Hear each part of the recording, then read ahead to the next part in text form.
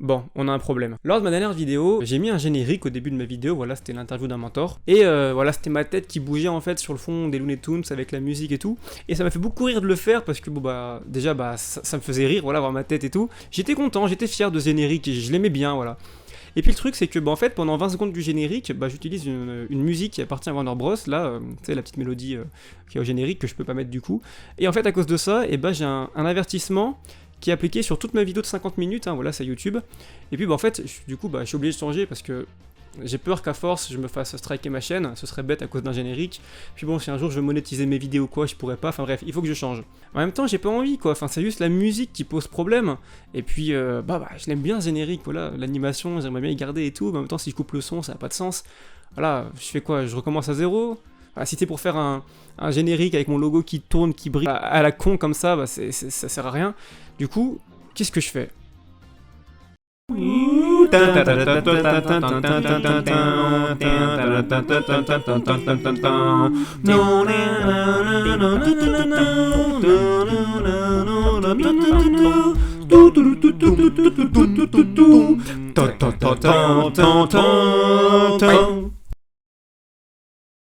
Ok, alors bienvenue sur la chaîne Open Chicken, je suis Vincent et je vous parle de ma formation chez Open Classroom. Alors, nouveau setup, j'ai une lampe qui m'éclaire le visage, j'ai une nouvelle caméra, on voit l'envers du décor. Bon, en tout cas, aujourd'hui on va parler du P6. Alors le P6, qu'est-ce que c'est le P6? Oh, le P6, c'est en fait l'inverse du P5, c'est-à-dire que pour le P5, on vous fournit le back-end et vous devez créer le front.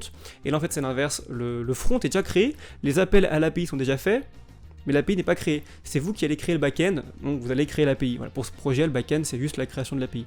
Alors, c'est un projet qui est à la fois bien et nul, c'est un projet qui est à la fois facile et compliqué. Je m'explique. En fait, voilà, il y a deux façons de faire ce projet, de ce P6.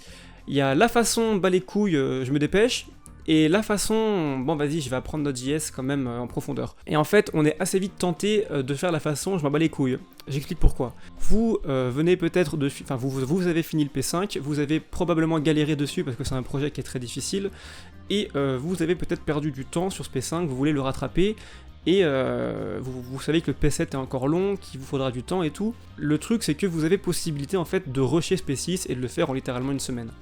Pourquoi? Parce que en fait, eh bien, ce P6, le projet qui est à faire, donc le P6, le projet à faire, c'est strictement la même chose à un ou deux détails près, c'est strictement la même chose que le projet qu'on fait dans le cours Open Classroom sur Node et Express. Ce qui veut dire qu'on peut complètement terminer ce projet de A à Z, quasiment de A à Y, on peut le terminer sans avoir rien compris, parce qu'on va faire un copier-coller du cours. Et en fait, c'est tentant, voilà, parce que si on est pressé et qu'on a le P7 encore à faire, on peut se dire, bon vas-y, je le rush, c'est pas grave, moi, ce qui m'intéresse c'est le front, je m'en bats les couilles de Node.js et tout, voilà. Bon en fait, non. Il faut pas le faire comme ça, il faut le faire en mode je vais m'y intéresser et comprendre. Alors déjà je parle en connaissance de cause parce que moi c'est ce que j'ai fait au début, c'est-à-dire que je l'ai fait en mode bas les couilles, je me dépêche, puis au final j'ai passé ma soutenance, je l'ai raté. Enfin je l'ai pas vraiment raté mais elle a pas été validée, il a fallu que je fasse des modifs sous 48 heures. Donc je vous conseille vraiment de pas faire ce que j'ai fait, voilà le but aussi c'est que je vous dise les erreurs que je fais pour pas que vous les fassiez. Il faut que vous compreniez Node, il faut que vous compreniez Express. Pourquoi? Parce que tout le temps que vous allez passer sur P6 à comprendre le fonctionnement de Node et d'Express et de Mongo, c'est du temps que vous n'aurez pas à passer sur le P7, parce que P7, bah oui, le P7 c'est aussi du Node et du Express. C'est pas Mongo, c'est SQL, mais ça reste quand même du backend avec Node et Express. Et si vous rushez le P6, et bah tout ce que vous n'avez pas appris sur ce P6, vous devrez y réapprendre pour ce P7, et vu qu'il est plus compliqué, au final vous aurez perdu du temps. Alors maintenant on est confronté à une autre difficulté, c'est que ce P6, ok certes je veux l'apprendre, je veux comprendre, le problème c'est que l'un des seuls cours qu'il existe en vidéo en français avec le combo Express, Node, Mongo, c'est Open Classroom. Et bah on voit uniquement ce dont on a besoin pour le projet, donc on peut pas vraiment comprendre ce qu'il y a autour de Node vu qu'on voit uniquement ce qui sert pour ce projet, donc au final on est obligé malgré nous de faire un copier-coller. Donc le but de cette vidéo, ça va être justement de vous donner des ressources, des vidéos, les rares vidéos qu'on peut trouver sur internet en français où on voit des projets faits avec Node et Express et Mongo. Donc on va parler de quelques chaînes YouTube et on va également parler de Dima. Alors Dima, j'en ai déjà parlé, voilà, c'est une plateforme sur laquelle on peut, il y a plein de cours, il y a Node.js, il y en a plein d'autres, et je vous en parlerai. Voilà. L'avantage c'est que on apprend Node de la base, de zéro du début, et ça m'a été très utile pour comprendre le Node.js pour Spaces et pour le P7. Mais on en parlera à la fin, on est encore loin. Donc cette vidéo va se décomposer en plusieurs parties. La présentation, elle est presque terminée. Ensuite, on va se mettre sur l'ordi là. On va montrer un peu la documentation, ce qui est attendu. Pas tellement le code, parce que le code en fait c'est le cours Open Classroom, hein, ni plus ni moins. Mais je vais montrer visuellement qu'est-ce qui est attendu, voilà, que vous sachiez un petit peu à quoi ça doit ressembler à la fin. On parlera de la soutenance, comment ça se passe, les questions à préparer. Et puis on terminera sur comment apprendre efficacement Node. Il y a peu de ressources en France, je vais vous donner tout ce qui m'a été utile. Et puis ma voix, voilà, donc je vous retrouve tout de suite sur la webcam. Voilà, la qualité sera nulle à chier, mais bon, on s'en fiche, on ne verra pas en grand. Et puis à tout de suite. Ok, alors on se retrouve sur l'ordinateur. Alors la première difficulté de ce P6, ça va être de l'installer. Le problème c'est que c'est un projet qui n'a pas été mis à jour. Il y a des versions des dépendances qui ne sont pas compatibles entre elles. Je crois que c'est Angular le problème. Ce qui fait que si vous clonez simplement le repo GitHub depuis le repo GitHub en fait, eh bien vous aurez des erreurs.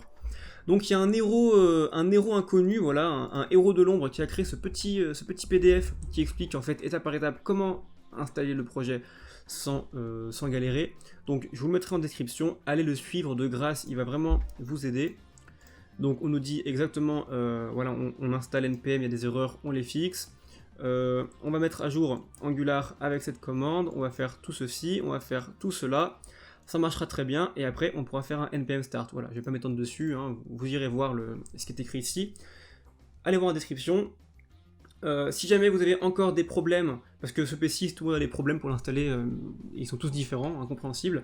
On dirait qu'ils font exprès Open Classroom pour nous forcer à aller chercher l'information, ou alors ils s'en battent les couilles, je sais pas. Mais ce que vous pouvez faire, c'est aller sur le workplace et en fait vous tapez simplement dans la barre de recherche P6 et vous mettez, si vous avez une erreur en console, le nom de l'erreur. Quelqu'un l'aura forcément déjà eu avant vous, il pourra vous y répondre et eh bien vous pourrez lancer votre P6 comme ça. Donc on part du principe que vous l'avez installé, que tout est bon. Ce que je vous conseille, moi, une fois que le projet est bien installé, et bien téléchargé, c'est de créer un dossier comme pour le P5, un dossier front, un dossier back. Dans le back, il y aura rien, parce que vous n'avez encore rien fait. Dans le front, il y aura tout ce qui est déjà créé par le projet. Pour éviter de s'en mêler les pinceaux, il faudra lancer les deux. Le back-end, il faudra lancer le serveur du back-end, et également lancer le front, parce que le front est déjà créé, donc il faut bien le faire démarrer. Le plus simple, c'est de le faire directement depuis le terminal. Voilà, vous faites Alors, petite astuce, hein, pour aller directement dans le dossier back-end, vous faites clic droit, ouvrir directement et vous vous trouvez directement dans backend. Là vous pouvez faire un NodeDaemon serveur. Je sais pas si npm est déjà installé de base. Si c'est pas le cas, faites npm install d'abord, mais sinon voilà, npm start, notre serveur, tout ça, ça marchera. Pour lancer le front, eh bien on va créer un autre terminal, et on va le faire à l'ancienne, cd frontend, et vous faites ngserve. C'est la commande qui est donnée par le projet, on l'invente pas. ngserve pour lancer le front-end. Alors, si jamais vous avez des messages d'erreur là qui vous disent attention, vous n'avez pas les droits pour lancer des scripts, essayez d'ouvrir le shell, le PowerShell. Voilà, vous faites clic droit, ouvrir en tant qu'administrateur, et vous faites les mêmes commandes. Vous vous rendez dans le dossier front-end, dans le dossier back-end, et vous faites les mêmes commandes. Si, normalement ça devrait marcher vu que vous aurez les droits admin. Si ça marche pas, donc le PowerShell, hein, vous faites ici, vous cliquez, vous aurez PowerShell. Si ça marche pas, eh ben c'est bizarre, mais ce que je vous conseille de faire le plus simple, c'est encore de bel et bien créer ouvrir un terminal dans VS Code, sauf qu'au lieu de créer un terminal, voilà la petite flèche, au lieu de créer un PowerShell, le shell de Windows en fait, le terminal de Windows, vous créez vous aurez un terminal bash. Donc bash, c'est le terminal de Linux en fait, tout simplement. Donc ce sera les commandes de Linux, mais les commandes de base sont les mêmes, ls, cd, tout ce qui est git et tout, il n'y a pas de raison, ça reste tout pareil. L'avantage que ça a, c'est que d'une, il y a des couleurs, c'est plus joli, hein, je trouve qu'on comprend mieux ce qu'on fait, et puis surtout, il y a moins de bugs. Donc moi ça marche. Bon, on nous dit que le serveur est lancé, port 4200, donc pour le front. Donc on s'y rend et on arrive ici. Voilà, on voit qu'on a déjà une page pour s'inscrire et une pour se connecter. Donc avant qu'on montre le... Bah si en fait on va d'abord montrer, vous savez quoi, on va d'abord montrer le visuel, comme ça on comprendra mieux. On va s'inscrire, voilà, on va s'inscrire. Donc vous ça marchera pas de base, hein, parce que vous n'aurez pas créé les routes. On va s'inscrire avec... J'ai déjà fait hop@mail.com. On va créer un mot de passe. On s'inscrit, voilà. Ici, on arrive sur l'URL des sauces. En regardant la documentation, on sait que ici, ça nous renvoie un tableau qui contient toutes les sauces, mais on verra ça en détail après. On peut afficher une sauce en particulier, exactement comme pour les nounours en fait sur le P5. Allez voir la vidéo du P5, vous comprendrez mieux. Ici, on se trouve dans sauce /id, parce que c'est une sauce en particulier. On peut mettre un like ou un dislike, on peut rien faire d'autre vu qu'on n'a pas créé la sauce, on ne peut pas la modifier. On peut ajouter une sauce maintenant avec le user que je viens de créer. On peut créer une sauce 3. On va l'appeler fabricant 3. Description génialissime. Waouh. Et on va ajouter une image. Voilà. Et bah allez hop, on va ajouter ma jolie petite tête. Enfin jolie, c'est à votre propre appréciation. Ici, on remplit, on met que ça pique. Et on a ajouté une nouvelle sauce. Donc là, mine de rien, on vient de faire plein de choses à l'espace d'un instant. On vient déjà d'utiliser la route post pour créer un user dans la base de données. Bah, d'ailleurs, je peux vous montrer la base de données. Hein. On a une collection MyFirstDatabase, on a un modèle de sauce et un modèle de user. Là, si vous ne comprenez pas, c'est pas grave. On va voir après en détail dans la documentation. Mais le user, il a un email chiffré, on va zoomer, un email chiffré et un password. Alors ici, il n'est pas chiffré parce que je l'avais fait avant de finir le code. Mais on a bien un email chiffré et un password et un object ID généré par Mongo, pour ça qu'il est orange, c'est pas nous qui le créons. Et au niveau des sauces, eh bien, on a toutes ces choses-là. Et en fait, toutes ces choses-là, c'est pas nous qui les inventons. Voilà, user liked, user dislike, le nom, description, it. C'est pas nous qui les créons. On ira voir la documentation. Par contre, on peut déjà remarquer que le nom, le fabricant, la description, le main paper, l'URL, tout ça, c'est des choses qu'on a créées lorsqu'on a créé la sauce. Hein. Je l'ai fait à l'instant. Donc déjà, ça, c'est bon à savoir. Like et dislike, on l'a pas créé, donc ça aussi il faut s'en rappeler, on l'a pas créé, mais en tout cas on a créé tout ça. On va aller voir en fait eh bien, les routes qu'on doit créer. Donc ça c'est la documentation qu'il donne, hein. C'est si on se rend sur le projet, voilà, note de cadrage, documentation, j'ai ouvert ici, note de cadrage, documentation. On va déjà aller voir les notes de cadrage. On nous dit déjà que nos données, on aura source et user. Et c'est pour ça en fait que dans ma base de données, il n'y a que un champ user et un champ source. Et on nous dit aussi, donc on invente rien, hein, c'est ce que je vous disais, c'est que les sources, elles auront comme modèle toutes ces données-là. Le it, le main paper, description, donc tout ça, c'est des choses qui sont créées lors de la création de la sauce, mais également d'autres. Un object ID, un user ID, donc l'identifiant unique de MongoDB pour le user qui a créé cette sauce. Donc en gros, ça veut dire que cette sauce, dans ce modèle, elle aura un champ user ID qui contiendra le nom, enfin le user ID du user qui a créé cette sauce. En fait, à quoi ça sert? Ça va servir par exemple à vérifier que celui qui supprime la sauce, c'est bien celui qui l'a créée. Sinon, on dirait qu'il n'a pas le droit, par exemple, si ça je dis rien. On aura également un tableau de user ayant liké et un tableau de user ayant disliké. Donc ça, à quoi ça sert? On en parlera plus tard. Et également un nombre de likes et de dislikes. On en parlera plus tard. Ça ressemble beaucoup au modèle stuff qu'on avait dans le cours. On a juste ça en plus, le système de like et de dislike et le tableau. C'est la petite subtilité du projet qui fait tout son charme, qui fait qu'on va apprendre. Je vous parlerai de ça, mais déjà pour tout le reste, normalement vous savez à peu près comment ça marche grâce au cours. User c'est pareil, voilà, adresse email et password, je vous l'ai montré. Au niveau des exigences, on doit respecter les standards OWASP. Allez suivre le cours sur les standards OWASP. Le mot de passe utilisateur doit être chiffré, on voit qu'ici c'est bien le cas, il est chiffré, si on va dans user, hop, le password il est chiffré. Vous savez comment faire, hein, je vais pas vous le dire, mais vous savez, on a vu le package qui permet de faire ça dans le cours. Deux types de droits admin doivent être créés, un pour faire ceci et un autre pour faire cela. Alors ça c'est intéressant parce que c'est mieux comme ça. C'est quelque chose qu'on n'a pas vu dans le cours. En fait, on va devoir créer deux users, mais pas des users sur notre application ici. On va devoir créer des users qui auront des accès à la base de données. Donc en fait, pour ça, c'est simple, database access. Et ici, vous aurez peut-être un seul user, si vous suivez le cours. Et vous devez en créer deux, et les deux devront avoir les bons droits. Donc les droits, moi, je les ai floutés, mais vous devez faire en sorte, voilà, vous fouillerez, il y a la documentation, vous trouverez. Il faut qu'il y ait deux users qui chacun ait un accès pour faire ceci, éditer le contenu, etc. et l'autre également. L'authentification est renforcée sur les routes requises. Ça veut dire qu'en gros, regardez, j'ai créé cette sauce, je peux la modifier, la supprimer. D'ailleurs, je vais le faire tout de suite, hein, je vais la supprimer. On va mettre fabricant 4 et sauce 35. On voit que c'était mis à jour, sauce 35. Et je peux également le supprimer. Voilà. Par contre, Chili, c'est pas moi qui l'ai créé, c'est un autre user. Donc, je peux pas le faire. Donc, il va falloir vérifier que quand quelqu'un fait une action, il est bien le droit pour le faire. Encore une fois, vous avez suivi le cours sur Open Classroom, c'est un middleware qu'on place avant la fonction qui va exécuter le code, qui va vérifier qu'on est bien authentifié. Allez voir le cours, si vous ne comprenez pas ça, allez voir le cours, cherchez pas plus loin que ça. Les mots de passe sont stockés de manière sécurisée, donc chiffrés, voilà, dans la base de données, et les adresses mail sont uniques, on vérifie, sinon on ne peut pas s'inscrire. Encore une fois, on a vu ça, il y a un plugin de Mongo qui le fait très bien, allez voir dans le cours. Maintenant, mine de rien, ici on a vu beaucoup de choses. On a vu la création d'un user, j'ai même déconnecté, on va même voir maintenant la connexion d'un user. Tout à l'heure je me suis connecté avec ce mail, et je vais me reconnecter en mettant le même mot de passe, sinon j'aurai une erreur. Donc on a vu pour se connecter, donc on a vu l'authentification via la route login, hein, puisque si on est déconnecté, ici on est sur login. On a vu inscription, sign up, on a vu tout ce qui était création d'une sauce, affichage de toutes les sauces. Voilà, ici on affiche toutes les sauces, il n'y en a qu'une mais il pourrait y en avoir plusieurs. Affichage d'une sauce en particulier, c'est quand on passe un ID en paramètre de requête. On a vu la modification, donc avec pot, et la suppression. Donc en fait, on a vu toutes les routes CRUD, create, read, update et delete. Et ben en fait, les routes, on les a pas créées nous-mêmes, enfin si on les a créées, mais on les a pas inventées. Il y avait toute la spécification, toute la doc ici qui nous disait exactement les routes qu'on devait créer. Get API/sauce renvoie un tableau de toutes les sauces, c'est exactement ce qu'il y a ici, pas là, mais là, on renvoie toutes les sauces, s'il y en avait 4, et ben il y en aurait 4, tout à l'heure il y en avait 2.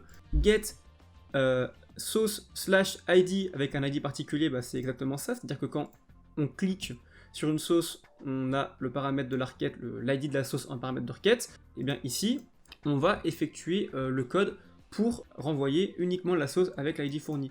Et en fait, c'est ça, c'est comme pour le P5, vous devez bien comprendre ce tableau-là, et vous aurez aucun problème en fait, surtout grâce aux cours qui aident beaucoup. En fait, c'est exactement ce qu'on faisait nous dans le P5, on faisait une requête de type get à nos nounours pour afficher tous nos nounours, ça nous renvoyait le tableau de tous les nounours dans la page d'accueil. Une requête de type get à cette URL renvoie un tableau de toutes les sauces. De la même manière, si on trouve sur une seule page nounours, et bien on fait une requête de type get, uniquement on passe en paramètre de la requête l'ID du nounours en question, donc là de la sauce en question, pour qu'on puisse afficher eh bien, une sauce en particulier. Si ça vous dit rien, allez voir ma première vidéo sur le P5, ça vous sera plus clair. Et à chaque fois, eh bien, vous devez créer la fonction relative. C'est-à-dire que par exemple, quand on va s'inscrire, eh bien, on va chiffrer le mot de passe. Donc c'est-à-dire qu'on va récupérer dans la requête, note ça marche comme ça, hein, on récupère à chaque fois la requête, on peut agir sur la requête. Requête.body, donc le corps de la requête, rec.body, vous pouvez faire un console log rec.body pour voir ce que renvoie la requête, vous verrez que vous aurez ce qui est marqué ici en fait. Le body contiendra un email en format string et un mot de passe en format string. Et ce sera à vous de manipuler ces données-là, la chiffrer, l'ajouter à la base de données, de cette manière-là. J'en dis pas plus parce que je pense que j'en ai déjà trop dit. Retenez bien que de toute façon, quand vous voulez voir ce que le front vous renvoie, vous faites un console log de rec.body. Petite subtilité maintenant, c'est que on a une petite nouveauté dans ce projet, c'est qu'on peut mettre des likes et des dislikes. Le front, sur les routes de type post, sauce, une sauce en particulier like, donc en gros quand on clique sur like ou dislike, le front va renvoyer, lisez bien ici, hein, le front va renvoyer un 1 si le user a mis un like, un 0 s'il est passé de like et qu'il l'a enlevé, ou d'un dislike et qu'il l'a enlevé, ou alors le front va renvoyer -1 si le user a mis un dislike. Ça veut dire quoi que le front renvoie un 1 ou un -1? Et ben c'est simple, ça veut dire que dans la requête, dans ce qu'il nous envoie, dans le requête.body, et ben on aura cette donnée-là, le 1, le -1. Donc ce qu'on va faire, donc je vais me rendre dans mon backend, dans mes controllers, dans sauce, qui contient toutes mes fonctions relatives aux sauces, je vais afficher celle qui gère tout ce qui est relatif au like et au dislike de sauce. Bon, je la foutrais parce que là c'est vraiment mâcher le boulot, mais j'ai mis ici un console log de rec.body. Donc cette fonction va se déclencher sur la route en question, qui se trouve dans mes routes. Hein. Bon, là vraiment, c'est vraiment le cours, vous devez comprendre ça. C'est la base de Node.js, c'est comme ça que ça fonctionne. J'ai fait un console log rec.body, et du coup, à chaque fois que je vais mettre un gem, ou que je vais enlever un gem, eh bien, le code va me loguer la requête. Donc je vais le faire. Hop, j'ai mis un like. Donc le front m'a renvoyé le user ID et le like. Le like vaut 1. Si je l'enlève, le like vaut 0, comme spécifié dans la doc, et puis si je mets un dislike, le like vaut -1. Là, c'est l'user ID de l'ID qui est connecté. Si on regarde dans la documentation, eh bien, on nous dit bien que le front va nous renvoyer au format JSON un user ID et un gem qui contiendra un nombre. Et en fait, ce qu'il va falloir faire, et puis là vraiment c'est le petit bonus de la vidéo, vous vous souvenez que notre modèle de sauce, il contient un nombre de likes, ici, et un nombre de dislikes, qui correspond au nombre de users ayant aimé ou pas aimé la sauce. On peut le voir également sur la base de données. Si je vais dans Database, Browse Collection, on voit que ma sauce, elle a toutes ces données-là. On voit que la sauce, elle a un dislike qui vaut 1, parce qu'actuellement, eh ben, j'ai mis un dislike. Ben, en fait, ce qu'il faut comprendre, c'est que quand le front va envoyer un -1 par exemple, il va falloir décrémenter la valeur de like du modèle de cette sauce, donc il va falloir décrémenter ceci, parce qu'en fait ce qui est affiché ici, c'est ni plus ni moins que la valeur de la clé dislike de notre modèle. en fait. Là, ce qui s'affiche, c'est uniquement ce qui se trouve dans notre modèle de données. Vous voyez avec Mongoose comment il y a des opérateurs pour incrémenter, décrémenter des choses. On en parle beaucoup sur Dima d'ailleurs. Dernière petite précision par rapport aux sauces, il faut qu'un user ne puisse pas liker plusieurs fois une même sauce. Là j'ai mis un like, je ne peux pas remettre comme ça. Comment est-ce qu'on fait? Eh bien en fait, le principe, dans le modèle de données de la sauce, on a un tableau qui contient les users qui ont mis un like et les users qui ont mis un dislike. Donc je vous laisserai chercher, mais il faudra vérifier si un user se trouve déjà dans le tableau des likes, eh bien on ne va pas l'incrémenter le 1. Le 1 dans notre nombre de likes. De la même manière, si je vais mettre un dislike, mais que dans le tableau des dislikes, il y a déjà mon nom, eh ben, il faudra vérifier, faire en sorte que s'il y a déjà mon nom, eh bien, on compte pas le dislike. Comme ça, on ne peut pas mettre 25 dislikes d'un coup. Voilà. C'est ce qu'il fallait comprendre pour ça. Après, toute la partie logique, la partie code, je vous laisserai le faire. C'est là vraiment que vous allez être fier de vous quand vous allez réussir à finir cette petite fonction, parce que vous l'aurez fait tout seul vous-même, il n'y aura pas de cours pour vous aider. Dernière petite astuce, lorsque vous créez une sauce avec la route post, il peut y avoir un bug, il peut y avoir un problème, il se peut qu'elle ne se crée pas. Ça m'est arrivé, ça arrive à beaucoup de gens, parce que vous faites un copier-coller du cours. Ce qu'il faut bien comprendre, c'est que la sauce, pour être valide, il faut qu'elle ait un nombre de likes, un nombre de dislikes et un tableau. Dans le cours, quand on ajoute un stuff, toutes les informations relatives au stuff, elles sont remplies lorsqu'on ajoute une sauce. C'est-à-dire que là, j'ajoute le nom, la description et tout. Dans le cours, lorsqu'on crée un stuff, le modèle de notre stuff va être égal uniquement à ce qu'on a ajouté ici. Sauf que, ici dans ce projet-là, il y a d'autres données qu'on n'ajoute pas. C'est pas nous qui, lorsqu'on crée la sauce, allons ajouter le nombre de likes et le tableau de user. Donc il faudra que lorsque vous créez votre sauce, vous preniez ça en compte, sinon vous aurez un problème. J'en dis pas plus, j'en ai assez dit. Ensuite, tout le secret de ce projet pour le réussir, c'est mettre l'accent sur la sécurité. Alors, ma mentor m'a dit, il n'y a pas de checklist des mentors, il n'y a pas de il faut faire ça, ça et ça, c'est vraiment relatif à chacun des mentors. Certains sont plus, ils veulent plus de sécurité que d'autres. Je vais vous donner quelques vidéos YouTube qui vont vous aider, qui m'ont aidé pour trouver des idées de comment améliorer sa sécurité. Améliorer la sécurité, c'est un gros mot pour dire qu'en fait on va juste utiliser des packages. À notre niveau, ça va être d'aller chercher sur internet des packages pour améliorer la sécurité. Je peux vous en donner plusieurs. Le plus connu que tout le monde devrait utiliser, c'est Helmet. Alors Helmet, ce que ça fait, c'est que ça colmate sur notre JS des failles de sécurité bien connues, les failles XSS, ou ouais je crois que c'est ça, sans que vous n'ayez rien à faire. Vous devez juste appliquer Helmet sur toutes vos routes, donc il y a la documentation qui est ici qui vous dit comment faire, et le tour est joué. Donc c'est vraiment, ça prend 2 secondes d'y faire, et vous améliorez grandement la sécurité. Ensuite, vous pouvez vérifier que le password est assez sécurisé. Tout ça, je vous les mettrai en description, ne vous y inquiétez pas. Vous pouvez utiliser des plugins pour améliorer pour être sûr que votre user, quand il s'inscrit, il crée un bon mot de passe. Pour ça, eh ben, il faudra ajouter ce middleware ou ce contrôleur, ça c'est vous qui réfléchissez, au bon endroit lors de la bonne route. C'est très facile à utiliser, hein, voilà. Il faut qu'il y ait entre 8 et 100 caractères, des majuscules, des minuscules. Vous pouvez ajouter peut-être des caractères spéciaux, il faudrait lire la documentation. Voilà, vous modifiez les valeurs, c'est vraiment très très simple. Regardez une vidéo, la documentation. Si vous préférez utiliser un autre, donc je mettrai en description, il y a cette vidéo qui montre comment utiliser le plugin Validator, qui marche pas que pour les mots de passe, mais pour d'autres choses. Également, très intéressant, .env. .env, en fait, ça permet de créer des variables d'environnement. Alors, c'est un mot très compliqué pour dire qu'en fait, simplement, dans votre code, quand il y a des endroits sensibles du style l'adresse de votre base de données ou un token, voilà, le token de Bcrypt par exemple, eh bien, au lieu de l'écrire en clair, vous allez mettre, je vais vous montrer. Moi, par exemple, voilà, on voit Mongoose Connect, j'ai mis process.env.secretdb. Et en fait, ça fait référence au fichier .env qui a la variable secretdb. Donc en fait, là, c'est comme si j'avais écrit ici. Là, on a l'adresse de ma base de données. Mais bon, là, c'est un projet formation, donc on s'en fout. Mais en production, on ferait jamais ça, on mettrait jamais des informations sensibles dans le code. Donc c'est l'intérêt. L'intérêt aussi, c'est que du coup, quand on push sur GitHub, le fichier .env, on le met dans le git ignore pour pas qu'il se push, sinon ça perd tout son intérêt. On voit que j'ai utilisé .env pour mettre mes tokens et tout. Voilà, c'est pas très compliqué à utiliser, c'est une bonne pratique. Bcrypt, j'en parle pas parce qu'il est dans le cours. Au niveau des vidéos YouTube, je vous mettrai cette vidéo de DevTheory, encore lui, qui parle de .env, bien comprendre comment ça marche, moi perso je m'en suis servi. Sinon, au niveau des playlists en français, Node, Mongo Express, qui montent un projet de A à Z, Haute Open Classroom, je vous mettrai cette playlist là. Bon, elle n'est pas forcément optimale parce que c'est pour faire un réseau social, donc bon, on est plus sur le P7 que le P6, mais ça peut aider de regarder ces vidéos, c'est très bien expliqué.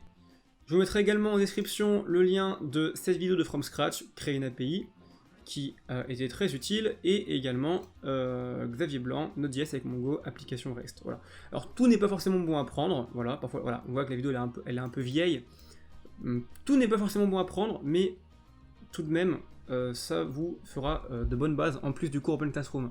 Également, allez voir le back-end du P5, voilà, que vous n'avez pas fait parce que maintenant vous pouvez le comprendre. Ça vous aidera sûrement, ça vous aidera, voilà, vous verrez comment les fonctions étaient faites et tout. Allez le voir, moi perso ça m'a aidé. Bon, au niveau de la soutenance, il n'y a pas grand chose à dire, hein, c'est comme d'habitude un monologue de 20 minutes. Moi, ce que j'ai fait pour gagner du temps, j'ai présenté tout le visuel, voilà, pendant ça a duré 3 minutes, j'ai montré différents cas. Après, j'ai montré le code, j'ai montré tous les. Je suis allé dans package.json et j'ai montré toutes mes dépendances que j'avais installées et à quoi elles servaient. Ça m'a fait gagner pas mal de temps. J'ai montré en application à quoi elles servaient. J'ai montré que j'avais bien compris le fonctionnement de Mongoose, de MongoDB. J'ai montré ce qui se passait dans la base de données en même temps que mon code. J'ai montré, j'expliquais les fonctions, comment est-ce qu'elles fonctionnaient dans Controllers, les middleware, enfin tout quoi. Je faisais des tests, j'ai montré que le fichier image était bien supprimé, qu'on supprimait une sauce. Enfin voilà. Et puis si vous tenez 17 minutes, c'est pas très grave, hein. Enfin, pas moins quand même, mais voilà, tenez 17 minutes, c'est pas très compliqué.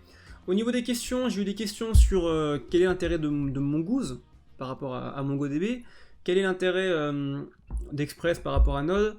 J'ai eu des questions sur tous les raccourcis que j'ai fait dans mon dossier root, l'intérêt d'un fichier .env, des questions après sur l'intérêt de chiffrer et de déchiffrer ce mot de passe, est-ce que c'est pertinent de chiffrer un mail, est-ce que, bref, plein de petites choses comme ça. Beaucoup de questions sur les standards OWASP. Donc moi j'ai pas trop fait ce cours, donc j'étais un peu emmerdé par rapport à ça, mais bon, ça allait quand même, c'était des questions assez basiques. Si vous avez suivi les cours, il y aura rien de nouveau. Pour finir cette vidéo sur le P6, j'aimerais parler de Dima. Alors Dima, je suis pas payé pour parler d'eux, voilà, ils m'ont pas contacté, c'est pas un placement de produit, mais c'est ce que j'ai utilisé. On voit qu'il y a plein de cours, nous ce qui nous intéresse c'est Node, c'est comme ça que j'ai découvert Dima, d'ailleurs c'était par rapport à Node, parce qu'en fait, même par rapport à YouTube, il y a très peu de ressources françaises de qualité sur Node, donc j'ai fini par tomber sur Dima, et les cours sont juste excellents. On aborde tout, on aborde même les sujets un peu avancés dont on n'a pas besoin ni pour le P6 ni pour le P7, quoique on voit quand même JSON Web Token, hein, si vous avez du mal, il y a un cours ici. Mais voilà, tout ce qui est relatif à Mongoose, on y passe en 2 secondes. Express, on passe en 2 secondes. C'est quoi la différence entre Express et Node?